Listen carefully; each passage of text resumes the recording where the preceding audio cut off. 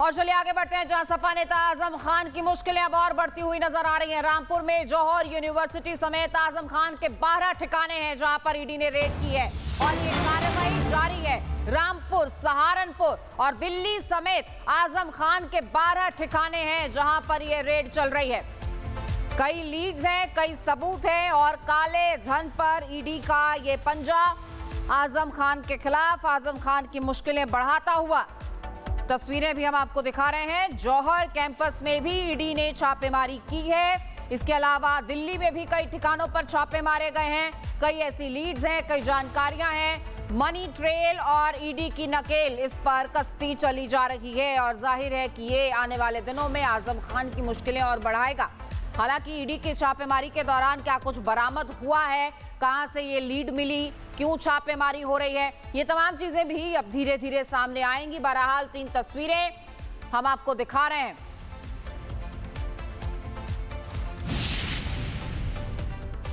और राजधानी दिल्ली में जौहर ट्रस्ट से जुड़े पार्टनर सैयद खालिद के घर पर भी ईडी की एक कार्रवाई जारी है। समाजवादी पार्टी के वरिष्ठ नेता आजम खान एक बार फिर से ईडी के रडार पर हैं। उनका ट्रस्ट जौहर यूनिवर्सिटी ट्रस्ट के ठिकानों पर लगातार रेड जारी है। बता दें आपको, देश भर के 10 अलग अलग ठिकानों पर, जिसमें यूपी के रामपुर, सहारनपुर और दिल्ली के जसोला हाइट्स की ये सोसाइटी आपको दिखा रहे हैं। इसी के 8वें माले पर लगातार रेड चल रही है। ईडी की टीम यहाँ पर सुबह 7 बजे दाखिल होती है और उसके बाद अचानक अब तक दस्तावेज जो है यहाँ पर खंगाले जा रहे हैं। बताया जा रहा है कि जौहर यूनिवर्सिटी का जो निर्माण कार्य हुआ, वहाँ की जो ज़मीनें खरीदी गई, वो उत्तर प्रदेश सरकार में जब आजम खान मंत्री थे तब उससे सरकारी टेंडर से, सरकारी ठेकों से प्राप्त राशि और कमीशन के जरिए उस यूनिवर्सिटी का डेवलपमेंट हुआ, वहां की जमीनें खरीदी गई, ऐसी जानकारी सामने आ रही है। फिलहाल करीब 4 गाड़ियों में ईडी की टीम यहां पर सुबह 7 बजे के आसपास पहुंचती है और उसके बाद से लगातार जांच जारी है। दस्तावेज खंगाले जा रहे हैं, पूछताछ लगातार चल रही है। और सैयद खालिद का ये 8वें मंजिल पर मकान है, उनका फ्लैट है जिस पर वो रहते थे और उन्हीं से फिलहाल पूछताछ चल रही है। दस्तावेज खंगाले जा रहे हैं। भारी पुलिस फोर्स यहाँ पर जो है वो साफ तौर पर तैनात किया गया है। लेकिन उसके पहले आपको बता दें, अलग अलग ठिकानों पर, चाहे हम दिल्ली की बात करें, रामपुर की बात करें, सहारनपुर की बात करें, यहाँ कड़ी सुरक्षा के बीच में जांच लगातार जारी है। दस्तावेजों को खंगाला जा रहा है और पूछताछ की जा रही है कि आखिर इन रुपयों का इस्तेमाल और कहां कहां किया गया है। एक बार फिर से यानी ईडी के रडार पर आजम खान आ गए हैं। फिलहाल जेल में बंद है, लेकिन उनके करीब 10 ठिकानों पर ईडी ने दबिश देकर पूछताछ शुरू कर दी है। और मेरे सहयोगी सुमित और शुभम मेरे साथ जुड़ चुके हैं। सुमित, पहले आपका रुख करते हुए, इस वक्त आपकी मौजूदगी जौहर यूनिवर्सिटी के बाहर है, तो क्या कुछ वहां पर गतिविधियां आप देख रहे हैं और जो छापेमारी हुई है खास तौर पर उसे लेकर क्या अपडेट है, क्या कोई बरामदगी हुई है? देखिए, सबसे पहले मैं आपको तस्वीरें दिखाता हूं। मैं ठीक मोहम्मद अली जौहर यूनिवर्सिटी के गेट के बाहर खड़ा हूं और इस गेट के पर भारी संख्या में सुरक्षा बलों को तैनात किया गया है। कुछ देर पहले जब मैं आया था तो सुरक्षा बलों की मौजूदगी थी, लेकिन कम संख्या में। लेकिन अभी कुछ देर पहले अतिरिक्त पीएसी बल को बुलाया गया है। करीब 100 से ज़्यादा और पुलिसकर्मी यहाँ बुलाए गए हैं। पीएसी की 2 कंपनियाँ यहाँ पर तैनात हैं। अंदर सीआरपी के भी जवान तैनात हैं और ईडी के करीब 2 दर्जन से ज़्यादा अफसर और राजस्व विभाग के अफसर यहाँ लगातार दस्तावेजों को खंगाल रहे हैं। इसी यूनिवर्सिटी पर दरअसल छापेमारी 2019 में भी हो चुकी है, 2023 में भी ईडी ने छापेमारी की थी। और लेकिन आज की छापेमारी बहुत अहम इसलिए भी है क्योंकि पीएमएलए के तहत ये कार्रवाई हो रही है, प्रिवेंशन ऑफ मनी लॉन्ड्रिंग। और ये मनी लॉन्ड्रिंग का मामला इसलिए बनता है जो 494 करोड़ का ये फंड बताया जा रहा है, जो इस फंड ट्रस्ट में फंड दिखाया गया था, लेकिन उसे कहीं ना कहीं हार्ड कैश के रूप में इधर उधर हेराफेरी की गई और उसके लिए फर्जी रसीद काटे गए। और साथ ही साथ शेल कंपनियां, कोलकाता और दिल्ली की करीब 14 जो शेल कंपनियां हैं, फर्जी कंपनियां, उन कंपनियों के जरिए इन पैसों को ठिकाने लगाया गया। साथ ही आरोप ये भी है कि जब आजम खान नगर विकास मंत्री थे, जब समाजवादी पार्टी की सरकार थी, उस समय मंत्री थे और मंत्री रहते हुए जो सरकारी ठेके मिलते थे, सरकारी ठेकों से जो पैसा मिलता था, उन पैसों का इस्तेमाल इसी यूनिवर्सिटी की संपत्तियों को बनाने में लगाया गया। अगर आप देखेंगे थोड़ा निशांत, अगर आप आगे दिखा सकें, जो इमारत है, भव्य इमारत, वो इमारत आप उसके पीछे की कहानी यह है कि कहीं ना कहीं उन इमारतों को बनाने में अवैध रूप से सरकारी पैसों का इस्तेमाल किया गया, ये सीधे सीधे आरोप है। हाल ही में रामपुर विकास प्राधिकरण ने सीधे सीधे इस यूनिवर्सिटी की जो 38 इमारतें हैं, कुल 40 इमारत में से 38 इमारतों को अवैध घोषित कर दिया था और जमींदोज करने की सीधे सीधे नोटिस दी गई थी। हालांकि कमिश्नर कोर्ट में ये मामला विचाराधीन है, स्टे लगा दिया गया है, 25 अगस्त को उस पर सुनवाई है। यानी एक मुश्किल सिर्फ ये नहीं है कि prevention of money laundering act के तहत कार्रवाई हो रही है इस बिल्डिंग पर। इसमें जो यूनिवर्सिटी की 40 बिल्डिंग है उनमें से 2 बिल्डिंग जरूर कहा गया कि नक्शा के तहत बनाया गया है, लेकिन बाकी 38 इमारतों को सीधे सीधे कहा गया कि ये बिना नक्शे के बनाया गया है और इसे जमींदोज खुद करें 15 दिन के अंदर या फिर हम गिराएंगे। डीएम ने आदेश दिया था, लेकिन बाद में कमिश्नर कोर्ट में मामला चला गया। आप नजर बनाए रखिए, आपके पास मैं लौटूंगी। शुभम भी हमारे साथ लगातार बने हुए हैं आजम खान के घर पर, उनके बाहर, घर के बाहर इस वक्त मौजूद हैं। वहां पर क्या कुछ गतिविधियां आप देख रहे हैं, क्योंकि इस छापेमारी की जद में कई ठिकाने। बिल्कुल, आजम खान पर एक बार फिर से ईडी का एक्शन देखने को मिला है। ईडी के राडार पर आजम खान आ चुके हैं और आज की सुबह आजम खान के लिए मुश्किल की सुबह बनकर आई है। सुबह 7 बजे से ही ये मैं आपको दिखाता हूँ, 8 मंजिला ये इमारत है। सहयोगी उज्ज्वल आपको दिखा रहे हैं। सबसे टॉप का जो फ्लोर है वो सैयद खालिद के नाम पर है और सैयद खालिद का ये फ्लैट है। इसी फ्लैट में इसी 32 नंबर ये टावर का है और 8वें फ्लैट पर यहाँ पर ईडी की टीम पहुँचती है। ये गाड़ियाँ आपको दिखाता हूँ, लखनऊ नंबर की सारी गाड़ियाँ हैं। ये सारी गाड़ियाँ लखनऊ के नंबर पर दर्ज है और करीब 4 गाड़ियाँ ऐसी आती है और उसके बाद में 15 अफसरों की टीम सुबह इस 8वें मंजिल पर बने फ्लैट में दाखिल होती है और उसके बाद से लगातार पूछताछ और दस्तावेजों को खंगालने की कोशिश की जा रही है। लगातार जांच जारी है। बड़ा सवाल ये उठ रहा है कि रामपुर, सहारनपुर और दिल्ली, इन तीनों ठिकानों पर एक साथ दबिश दी गई है। लखनऊ के भी ठिकाने इसमें शामिल है जहां लगातार जांच जारी है। ऐसे कुल 12 ठिकाने हैं जहां पर रामपुर में आपको बता दें जौहर यूनिवर्सिटी है, लखनऊ की बात हम कर ले वहाँ भी कुछ मकान है जहाँ ठिकाने जहाँ पर दबिश जारी। तो वहीं दिल्ली का ये जसोला इलाका है, यहाँ पर जसोला हाइट्स ये सोसाइटी है, इसी फ्लैट में यहाँ पर जांच लगातार जारी है, पूछताछ की जा रही है। फिलहाल बड़ा सवाल ये उठ रहा है कि जब आजम खान यूपी सरकार में मंत्री थे उस समय जो कमीशन प्राप्त हुआ था ठेकों से, टेंडर से, उन पैसों का इस्तेमाल जौहर ट्रस्ट को बनाने में, उसके विकास को लेकर किया गया। ये जाँच निकल कर सामने आ रही है, ये सुराग हाथ में लगे। इसके अलावा ये भी सुराग हाथ में लग रहे हैं कि इन रुपयों का इस्तेमाल कैसे किया गया, ट्रांजेक्शन कहाँ किया, कहाँ का पैसा डाइवर्ट किया गया, किन रास्तों के जरिए पैसा आया और गया। इन तमाम चीजों को लेकर ईडी की टीम लगातार जांच कर रही है, पूछताछ कर रही है। सैयद खालिद बताते हैं आपको कि जौहर ट्रस्ट के पार्टनर बताए जाते हैं, उनका कहीं ना कहीं इसमें शेयर है और इसीलिए सैयद खालिद के तौर पर हम देख रहे हैं कि लगातार ये दबिश दी जा रही है और आगे और लीड्स मिलेंगे तो मुसीबत और बढ़ सकती है। आप दोनों का बहुत बहुत शुक्रिया इस पूरी जानकारी के लिए।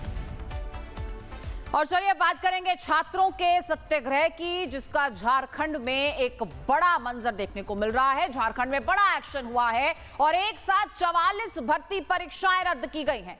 झारखंड की 44 भर्ती परीक्षाएं रद्द की गई क्योंकि गड़बड़ियों की शिकायतें मिली थी, जिसके बाद ये एक्शन लिया गया। अब 2014 से अब तक कराई गई ये परीक्षाएं जेपीएससी, जेएसएससी ने इन्हें आयोजित कराया था। सीआईडी और एसआईटी लगातार जांच कर रही हैं और उन्हीं जांच के एक्शन का नतीजा हम ये देख रहे हैं। फास्ट ट्रैक कोर्ट भी बनाने का अनुरोध किया गया है। जेपीएससी, जेएसएससी के भीतर निगरानी सेल की बात हो रही है। परीक्षा सुधारों पर एक समिति बनाई गई है और आईएएस अमिताभ कौशल इसकी अध्यक्षता करेंगे। ये समिति 2 महीनों के भीतर अपनी रिपोर्ट भी सौंपेगी। तो झारखंड में लगातार बड़े कदम उठाए जा रहे हैं और हम देख रहे हैं कि किस तरीके से ये प्रशासन का सुदर्शन चक्र कहा जा रहा है जो चला है कि 44 परीक्षाएं रद्द की गई। 26 दिन के छात्र सत्याग्रह के बाद झारखंड सरकार ने बड़ा फैसला लिया है। जेपीएससी और जेएसएससी की ये 44 परीक्षाएं, ये भर्ती परीक्षाएं हैं जो रद्द की गई हैं और सरकार ने सुधारों का ऐलान तो किया है, पर फिर भी सवाल वही है कि बड़े नकल माफिया तक ये जांच कब पहुंचेगी, कैसे पहुंचेगी। एक रिपोर्ट देखिए और समझिए।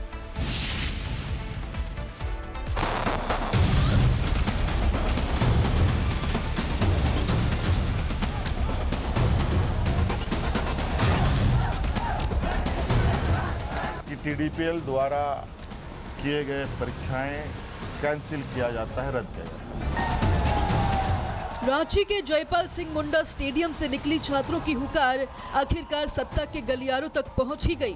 तपती धूप, उमस, आंधी, बारिश और लाठियों के बीच जिन परीक्षाओं में गड़बड़ी को लेकर छात्र 26 दिन से सड़क पर थे, सरकार ने अब उन्हीं में से 44 भर्ती परीक्षाएं रद्द कर दी हैं। साफ है कि छात्रों के सत्याग्रह का असर हुआ है और सरकार को अपने फैसले से पीछे हटना पड़ा। सोरेन सरकार ने जेपीएससी जेएसएससी की 44 परीक्षाएं रद्द की हैं। 2014 के बाद की परीक्षाएं इसमें शामिल है। सीआईडी और एसआईटी की जांच के बाद ये कार्रवाई की गई है। डिप्टी कलेक्टर से सिविल जज तक की भर्तियां रद्द हुई हैं। सहायक प्राध्यापक, अभियंता, वन क्षेत्राधिकारी समेत कई पद भी इसमें शामिल हैं। लेकिन झारखंड की सोरेन सरकार ने सिर्फ परीक्षाएं रद्द नहीं की, भर्ती सिस्टम की बीमारी का इलाज करने के भी 3 ऐलान किए हैं, जिसमें fast track court, internal monitoring cell और परीक्षा सुधार कमेटी का गठन शामिल है। इसमें जेपीएससी जेएसएससी में गड़बड़ियों के लिए हाईकोर्ट से अनुरोध किया जाएगा। दोनों आयोगों में आंतरिक निगरानी प्रकोष्ठ बनेगा। अमिताभ कौशल की अध्यक्षता में समिति का गठन होगा। 2 महीने में सरकार को रिपोर्ट सौंपी जाएगी। वहीं बीजेपी ने हेमंत सरकार के इस एक्शन को अधूरा बताया है। बाबूलाल मरांडी ने पोस्ट कर लिखा, जेपीएससी और जेएसएससी भर्ती परीक्षाओं में हुई धांधली को कुछ मोहरों की गिरफ्तारी तक सीमित करना असली सवाल से भागना है। ये किसी एक व्यक्ति की करतूत नहीं, बल्कि पूरी भर्ती व्यवस्था की विश्वसनीयता पर गंभीर सवाल है। छोटे खिलाड़ियों को पकड़कर अगर बड़े खिलाड़ियों तक पहुंचने की कोशिश नहीं हुई तो कार्रवाई सिर्फ दिखावा बनकर रह जाएगी। आरोप है कि कुछ गिरफ्तारियां और कुछ रद्द परीक्षाएं पूरी व्यवस्था की सफाई नहीं कर सकती। लिहाजा बीजेपी ने इस मामले में सीबीआई जांच की मांग की है। अभ्यर्थियों की मांग बिल्कुल जायज है। जांच ऐसी हो जो मोहरों पर नहीं, पूरे नेटवर्क और उसके संरक्षकों तक पहुंचे। जरूरत है निष्पक्ष सीबीआई जांच की, ताकि ये साफ हो कि नौकरियों में कथित खेल में पैसा किसने लिया, व्यवस्था किसने बिगाड़ी और संरक्षण किसने दिया। युवाओं के भविष्य से खिलवाड़ करने वालों को बचाना भी अपराध से कम नहीं है। भर्ती व्यवस्था में सफाई आधी अधूरी कार्रवाई से नहीं, जड़ पर प्रहार से होगी। 26 दिनों के सत्याग्रह ने सरकार को झुकाया। 44 परीक्षाएं रद्द हुई, लेकिन छात्रों की लड़ाई अब रद्द परीक्षाओं से आगे असली गुनहगारों तक पहुंचने की है। सरकार ने पहला कदम उठा दिया, अब देखना है नकल माफिया पर अब अगली गाज कब गिरती है। Bureau report, Republic Bharat. और इस वक्त की बड़ी खबर, जहां थोड़ी देर में सत्येंद्र जैन की पेशी होगी। सत्येंद्र जैन को लेकर एसीबी दफ्तर से निकल चुकी है टीम एसीबी, और आपको बता दें राउज एवेन्यू कोर्ट के लिए एसीबी की टीम रवाना हुई है। सत्येंद्र जैन समेत 6 आरोपियों की पेशी होगी। दिल्ली जल बोर्ड घोटाला मामले में गिरफ्तारी हुई है। ये तस्वीरें भी हम आपको दिखा रहे हैं। अब से कुछ ही देर पहले एसीबी की टीम सत्येंद्र जैन को लेकर वहां से निकली। मेरी मौजूदगी है और आप सामने देखिए कि सत्येंद्र जैन और बाकी के जो 5 आरोपी हैं उन सभी को बस में बिठाया गया है। एसीबी की जो पूरी टीम है वो आपको यहाँ पर नजर आएगी। 2 गाड़ियों का काफिला उनके आगे जो एस्कॉर्ट करता हुआ जाएगा। अब सत्येंद्र जैन और बाकी के 5 आरोपियों को राउज एवेन्यू कोर्ट में पेश किया जाएगा। ये नीले रंग की बस आप देख रहे हैं, फर्स्ट हाफ में ही पेश करने की बात है। 512 नंबर कोर्ट रूम भी बताया जा रहा है। हालांकि एक डिटेल रिमांड नोट इस पूरे मामले में तैयार किया गया है, जिसमें सत्येंद्र जैन की कस्टडी को लेकर तमाम जो बातें हैं वो की जा रही हैं। लेकिन तस्वीरें आप देखेंगे यहाँ पर कि जो बस है वो यहाँ पर लगी हुई है और उस बस के आधार पर इन सभी को राउज एवेन्यू कोर्ट ले जाया जाएगा। जो फाइनेंशियल ट्रांजैक्शन हुई, जो तमाम सबूत जो है वो सबूत जो एसीबी को मिले हैं, उन सबूतों के आधार पर जो सत्येंद्र जैन की कस्टडी जो है वो संभवतः मांगी जाएगी। लेकिन सबसे महत्वपूर्ण इस पूरे मामले में कि जो कस्टडी है वो तो मांगी जाएगी, लेकिन सबसे महत्वपूर्ण यही रहेगा कि अभी तक की इन्वेस्टिगेशन में क्या कुछ चीजें निकलकर सामने आई हैं। जो बस है उस बस के जरिए सत्येंद्र जैन को ले जाया जाएगा। आप ये देखिए कि ये जो बस है इसके अंदर सत्येंद्र जैन और बाकी के जो आरोपी हैं उन सभी को राउज एवेन्यू कोर्ट में ले जाया जाएगा। और आप देखिएगा कि एसीबी दफ्तर से बाहर अब ये जो बस है वो आपको यहाँ से निकलती नजर आ रही है। सत्येंद्र जैन आगे सत्येंद्र जैन जो है वो यहाँ पर बैठे हुए हैं और अब राउज एवेन्यू कोर्ट में इनकी पेशी होगी। एसीबी इस पूरे मामले में जो कस्टडी है वो मांगेगी और आगे कस्टडी के बाद जो सबूत है वो भी कोर्ट में रखे जाएंगे।